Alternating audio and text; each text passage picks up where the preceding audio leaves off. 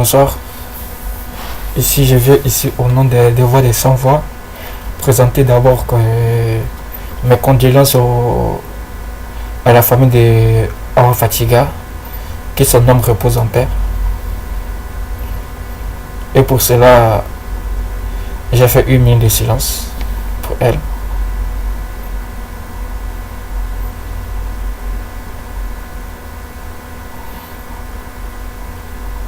Ok, bref, revenons un peu au sujet.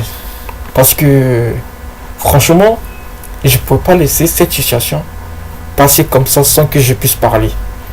Je suis quelqu'un, j'agis quand il y a des choses qui ne vont pas. Voilà, je vous explique. Une fille du nom de Awa Fatiga, on ne sait pas d'où elle quittait. Elle a pris un taxi. On ne sait pas d'où elle partait. Bref.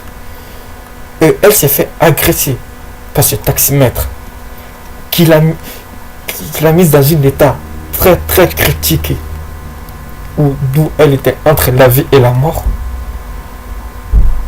Et les gens l'ont secouru, l'ont prise, l'ont envoyée ce qu'on appelle en Afrique hôpital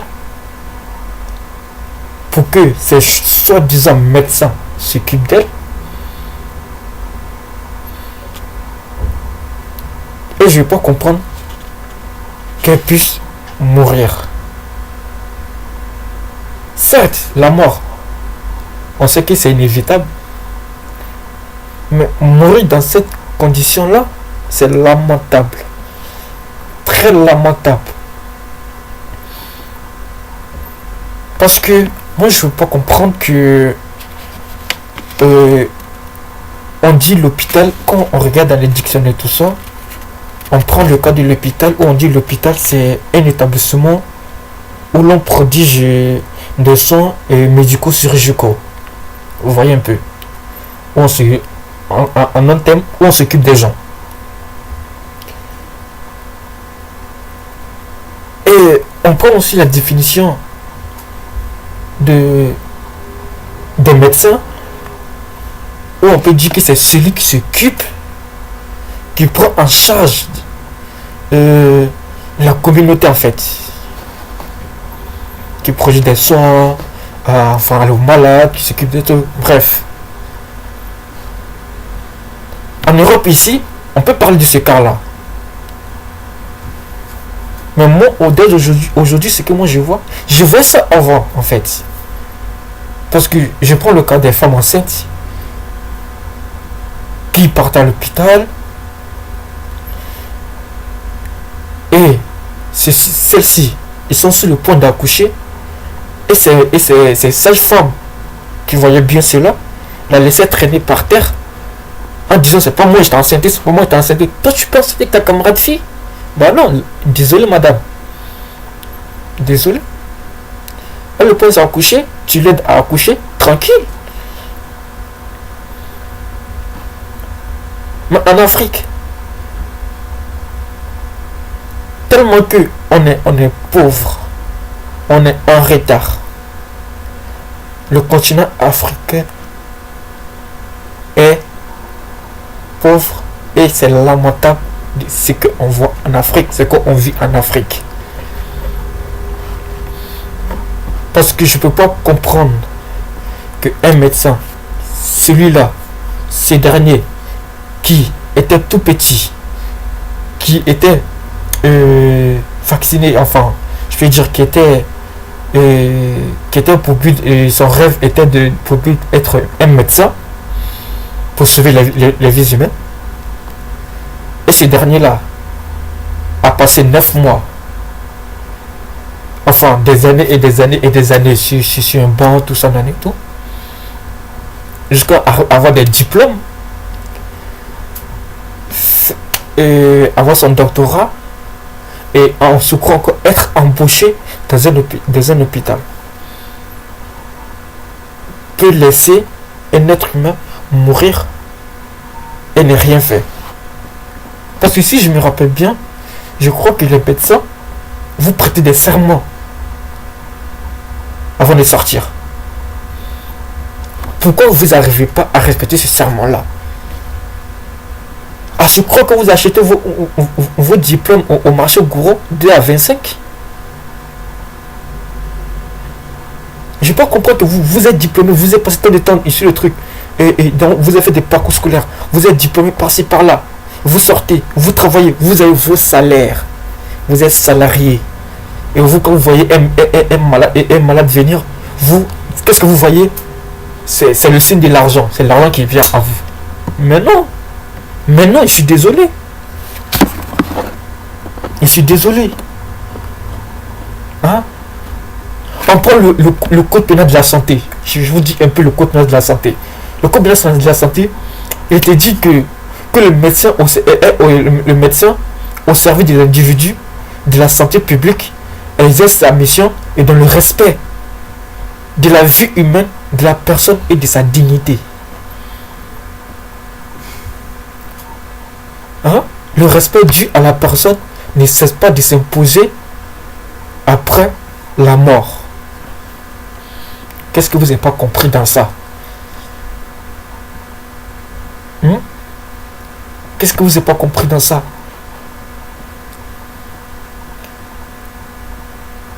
Juste le titre de l'article 2, où on parle du respect de la vie et de la dignité de la personne. Le respect de la vie. Le respect de la vie et de la dignité de la personne. Putain, qu'est-ce qui est compliqué à comprendre dans ça?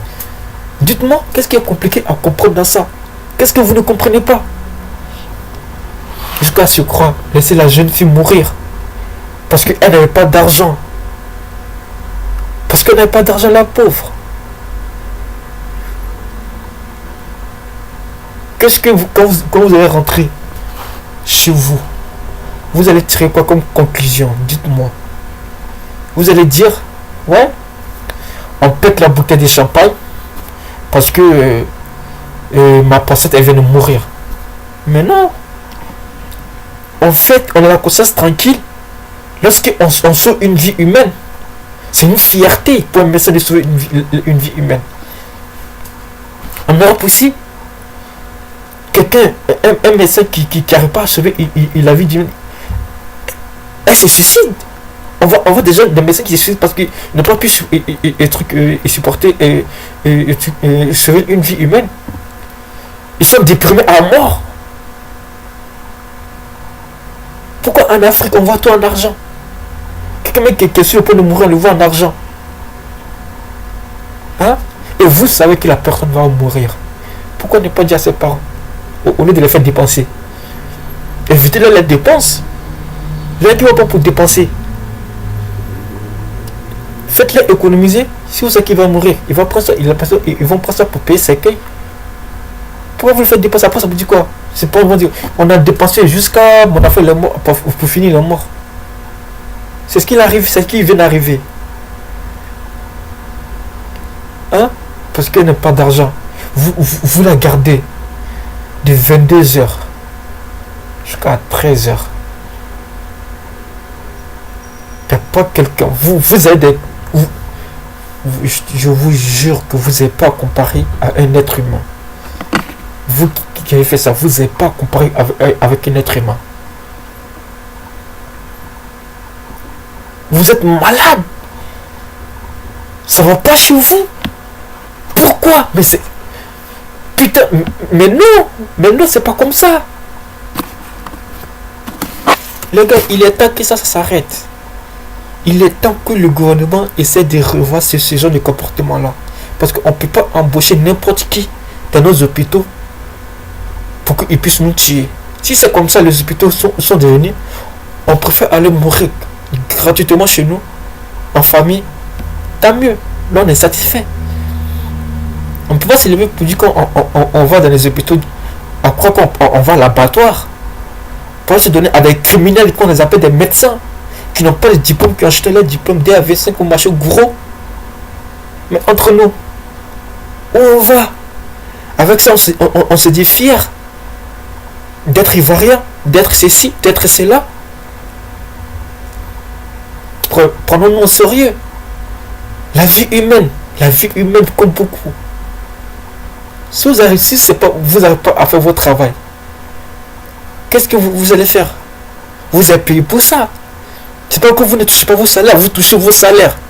Vous avez l'argent. Vous êtes salarié. Vous savez c'est quoi? C'est quelqu'un qui est sur le point de mourir. Vous voulez vous enrichir sur son dos? C'est lamentable. L'Afrique, voilà pourquoi l'Afrique restera toujours en retard. En Europe aussi. Tous ceux qui viennent en Europe, ils savent très bien. Tous ceux qui ont fait l'Europe, ils savent très bien que quand tu viens, déjà, même quand tu n'as pas tes papiers, tu vas à l'hôpital, tu fais une petite démarche pour avoir une carte LAME ou CME, un truc comme ça, ça dépend de ta situation, tout ça. Ou ces cartes-là te permettront de prendre des médicaments gratuitement à cause d'un truc ou d'une maladie quelconque. Tu vois, t'es soigné gratuit. Et puis c'est écrit dessus en gros caractère, 100% gratuit. 100% gratuit. Les soins sont 100% gratuits. Pourquoi on ne fait pas en Afrique? Pourquoi on laisse rentrer n'importe qui dans nos hôpitaux, exercer les fonctions des criminels, les fonctions des barbaries? Pour moi, ce sont des bouchers. On devait leur donner des travaux dans la boucherie. Ce sont des vendeurs de viande, des Haoussa. C'est inhumain ce que vous faites. Vous n'arrivez pas à votre métier, vous avez prêté serment. Prêtez serment. Dis, je jure devant Dieu de sauver les vies humaines. Tout ça, vous avez fait tout ça. Ça vous nous blaguez? C'est Dieu, ça a Dieu vous faites. Vous avez juré devant lui. Vous faites des trucs.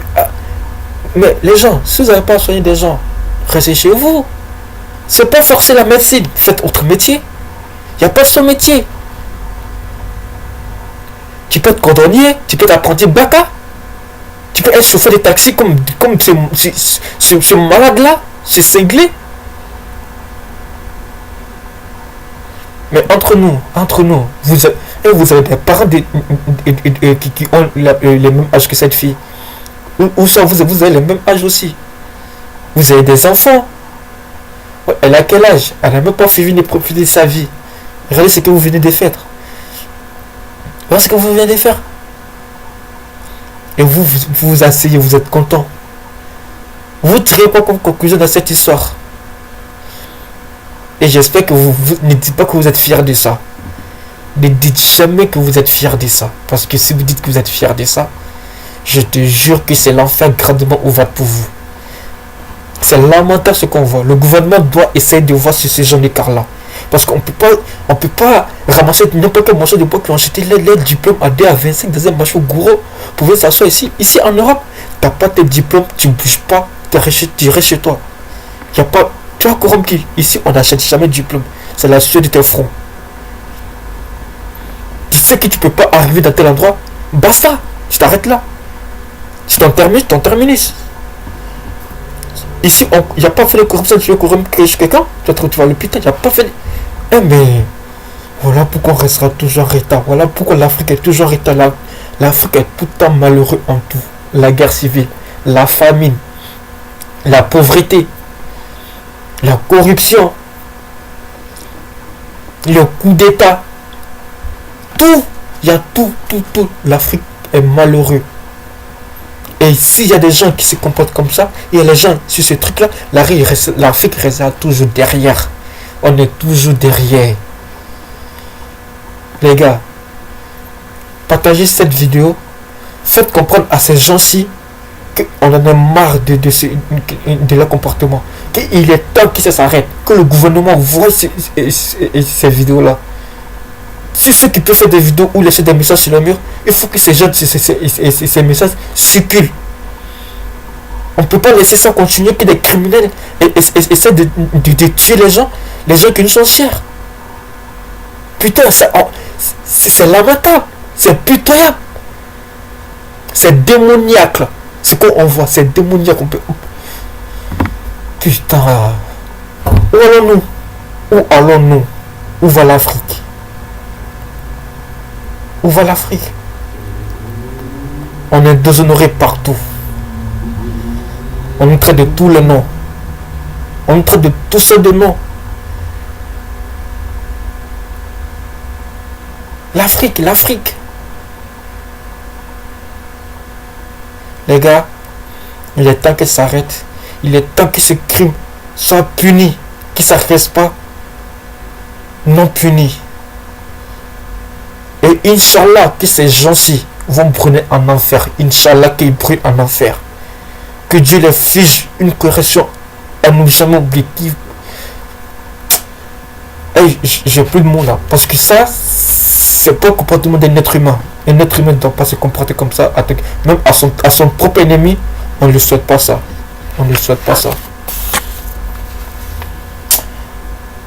Encore, mes condoléances à la famille attristée. Que son âme repose en paix. Que Dieu ait pitié de son âme et qu'il le prenne à côté de lui. Merci.